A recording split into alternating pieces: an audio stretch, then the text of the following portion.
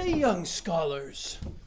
Master Westner has asked me if I would mind joining you today to teach you and speak with you about life in the American colonies. It's a time I know quite well, having been born myself in 1706 and living through many of America's early days and trials and developments in the dawn of our country. So my name, if you didn't already know, is Master Benjamin Franklin, and it is my pleasure to meet you all. And I will be glad to read with you from your social studies manuals about life in the American colonies.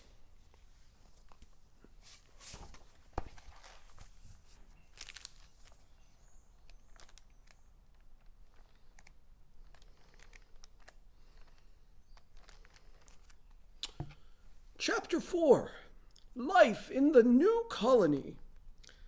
Now we have some vocabulary terms for you to be aware of, terms such as rural and urban and indentured servant.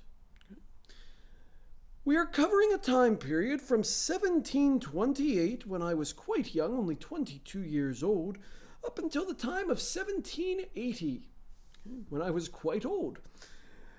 Build on what you know. It says to think about your community. Think about the area where you live. Do you live in a large city or in a small town? Or maybe something in between the two? Do you live on a farm? Well, in colonial times, our cities were just beginning to grow. Cities such as my home of Philadelphia, or the town I was born in, Boston in Massachusetts. Those cities were just starting to grow and develop. Our first heading upon the page says Colonial Life.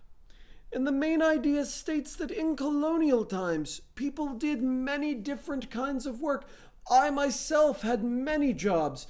Most notably, perhaps, was my job as a printer. However, I also worked as a scientist, a statesman, a postmaster. I did many kinds of work, and I found it all quite rewarding.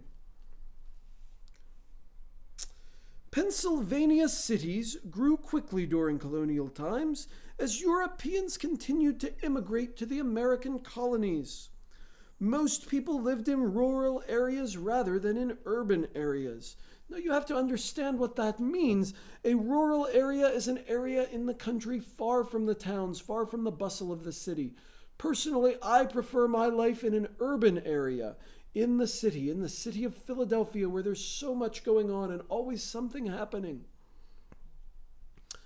There's an illustration here on this page for you, and it states that it speaks of farming. And I enjoy farming. Even though I live in an urban area, I enjoy learning about the soil, learning about plants, and studying those things. In rural areas, children learned about farming by helping their parents and by using items such as this toy plow. Now, in your time, when you were younger, did you have little toys that replicated the tools and equipment your parents used? Perhaps you did. Well, in our time, that was quite common. Young children played with toys that were smaller copies of the tools and equipment that their parents used, such as this toy plow. Work and the economy. Colonists who lived in rural areas were usually farmers. They grew crops to feed their families and sold what was left to people in cities or other colonies. Those folks who lived on the outskirts of town would journey into the cities a few times a year to sell their surplus, to sell what was left over that they did not need for their families. Farming was by far the most common profession of most people living at this time. Men in rural areas usually raised crops. Women did many of the household chores, and there were many. They also did some farm work, such as milking cows and gathering eggs. Other chores, of course, included baking, which had to be done daily, as well as making candles, making soap. All of those things would be done for yourself, mending your clothing, making your clothing. There were many jobs to be undertaken if you were living in a rural area far from the towns and cities. People who lived in urban areas usually practiced a trade. Now, trade does not just mean giving someone something in exchange for something. A trade is also your job, your skilled profession. So they practiced a trade, or perhaps they worked in one of our growing shipyards in Philadelphia. Some worked in industries that produced goods such as iron or paper. So we had iron makers, we had paper makers, the printing trade, the blacksmithing trade, the tinsmithing trade, silversmithing. There were so many different jobs and trades and skills to be learned. Wealthy people in the colonies were usually merchants. Merchants owned stores where people could buy and trade goods. Some merchants used ships so that they could buy and sell goods in other colonies, or even so that they could travel back to Europe and pick up the latest designs and fashions and bring them back to be sold here. Some colonists lived as indentured servants. An indentured servant was someone who agreed to work for a wealthy colonist for a period of time in order to pay off a debt. This debt was often the cost of traveling to Pennsylvania. Now, I suspect many of you are unfamiliar with this concept, as I don't believe it's used anymore in your time. But in my time, it was quite common for people to want to come to these colonies, to want to come to this new land. But they often didn't have the financial means to do so. They did not have the money. So what they would do is they would say, "Sir, I will work for you. I will work for you for 7 years," because there was much work to be done upon arrival here in the colonies. Land had to be cleared, trees had to be cut down, homes had to be built, crops had to be planted and harvested. It was a lot of work for one person on their own. So if someone would pay for me to come, I would agree to help him work for them for that agreed upon period of time, in many cases 7 years. That period of indenture, when it was through, after that period of indenture, I would be free to go pursue my own life, my own pursuits here in the colonies. I could start my own home and begin my own farm. Now, after arriving, there was no guarantee that the indentured servant would hold up to their part of the bargain. In many cases, people broke their indenture, ran away, and were never seen again. If they were caught, that was severely punishable. It was illegal to break a contract like that. However, with such vast areas of wilderness, many people believed that after they broke that indenture, they could flee and hide and never be seen again. So that would certainly happen at times. Sadly, some enslaved people also lived in our colony of Pennsylvania. An enslaved person is forced to work for someone else without pay, sometimes for their entire lives. Enslaved persons were bought and sold as property. Enslaved persons were often considered no better than livestock, no better than cattle and horses. You could buy them, sell them. Can you imagine that? Buying another human being. Oftentimes families were separated. Children would be sold away from their parents. Husbands would be sold away from their wives. It was a very, very sad fact of American history that slavery was allowed to exist on our land and was allowed to exist here for quite some time. Even after my good friend Thomas Jefferson wrote the famous words that we hold these truths to be self-evident, that all men are created equal. Slavery continued for over 80 more years, as I understand. A terrible stain on our American history, but a fact of our history and something we must learn from and must understand in order to never make a mistake like that again and misjudge a group of people and mistreat a group of people in that way. Now, some Pennsylvanians, like myself, believed slavery was wrong, and yet slavery still existed here in the Pennsylvania colony. Some wealthy Europeans kept slaves as servants in their homes. By 1730, about 4,000 enslaved persons lived here in the Pennsylvania colony. There's a drawing here, and it says that in this drawing, this drawing was created in the early 1800s by a Pennsylvanian artist named Lewis Miller to show some of the many jobs that were performed by women in the colonies. Now, continuing on, new ideas in the colonies. And there were many new ideas, not just from me. The main idea here states that Pennsylvanians made new discoveries that benefited all colonists, not just Pennsylvanians. Some colonists in the 1700s developed new ideas and inventions that benefited many people. One Pennsylvanian, me, introduced many inventions and ideas that made life easier. In about 1740, Franklin invented a stove that provided more warmth and less smoke than a fireplace. My Franklin stove could heat a home more evenly, use less fuel, and provide better warmth. In 1752, I did an experiment. Now, you may have heard of this experiment. I've become quite well known for it. I did an experiment about lightning.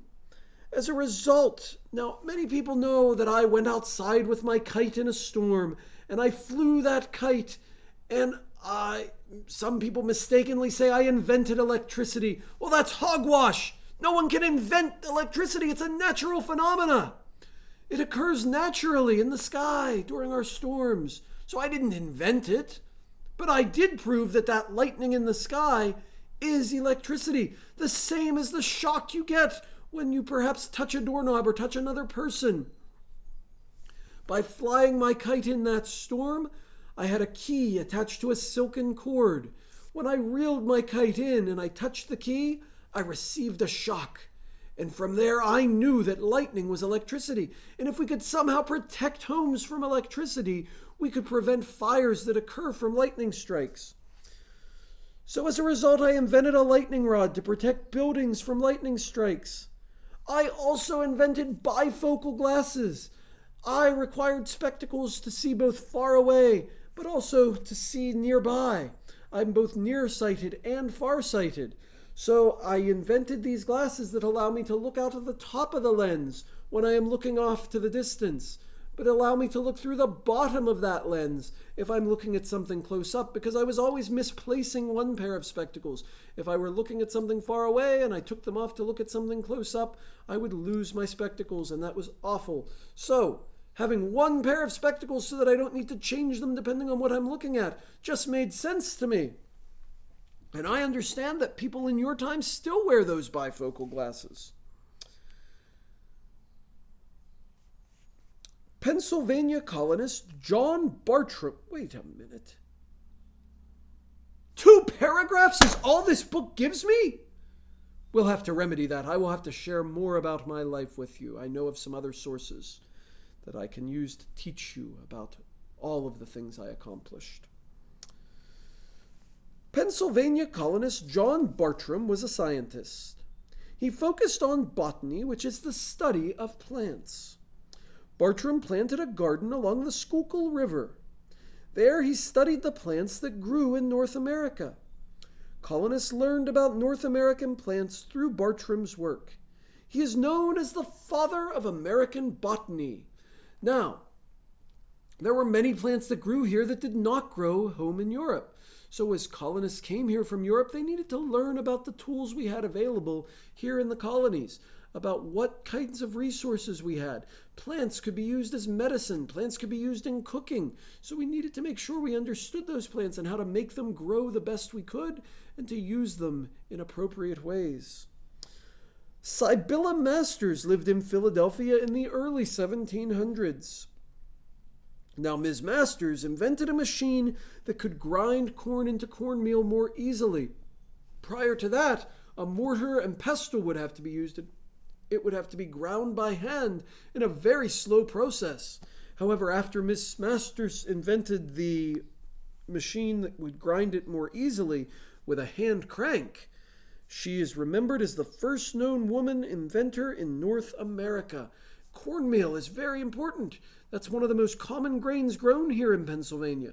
So by grinding that corn into flour, we could bake breads and cakes and all kinds of good things. So having an easier way to do that was quite important. Now we conclude here with a section about learning in the colony and how valuable knowledge is. Learning is so very important to me. Most children in Pennsylvania did not attend school in my time. Can you imagine that? You are so fortunate to be able to attend a school. And not only to do so, but to do so for free. I myself did not get to go to school for very long because as one of 17 children, my parents just could not afford it. So I had to learn things on my own. The schools of my time cost money to attend. Many colonists could not send their children to school. In rural areas, children worked on family farms. In urban areas, children may have learned a trade by helping their parents. They also may have worked as an apprentice. An apprenticeship is when as a young person you would have gone to work with a tradesman. In fact, I as a young man went to work for my older brother James, who was a printer. And I learned all about the printing trade. You might be apprenticed to a blacksmith or a tinsmith. You might be apprenticed to a candle maker. So you would go and learn a trade from a master craftsman. And after you were finished with that apprenticeship, which would take several years, could be up to 7, 8, 9 years, depending on the skill you were learning. After you had learned that skill, you could go and open your own shop and make your own way in life. Pennsylvania led the colonies in other areas of learning. The first library in the colonies opened in Pennsylvania in 1731. The College of Philadelphia held its first classes in 1740 and became an official college in 1755. It was the first non-religious college in the colonies. Now, I understand you've learned a bit about William Penn, who was before my time, but William Penn believed in religious tolerance and believed that people of all religions should live here. So it makes sense that the first non-religious college, the first college that was not affiliated with a single religion, would open here in the city of brotherly love in Philadelphia. Now, to wrap things up today, it says, work in the Pennsylvania colony included farming, industry trades, farming and industry trades. Some people developed new ideas that would benefit all colonists. The inventions and ideas of the colonists made way for other inventions in later years. So I hope you have enjoyed learning about my time in the American colonies. Here are a few final photographs, or illustrations rather, to show you. There's a Franklin stove right there, and that would insert right into the fireplace, that metal box, simple metal box. Could also be placed in the middle of a room to provide more heat. It didn't have to go into the fireplace itself. And over here is Mr. Bartram, a Pennsylvania scientist, who is pictured here with General Washington. And General Washington is learning about some of these plants. Washington was quite interested in farming and owned a large farm in Virginia called Mount Vernon. Bartram grew more than 200 kinds of plants on his 102-acre farm. Well, it has been my pleasure to join you here today and to teach you a bit about life in the American colonies.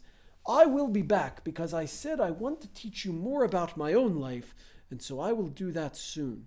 Thank you so much, boys and girls. It's been an honor.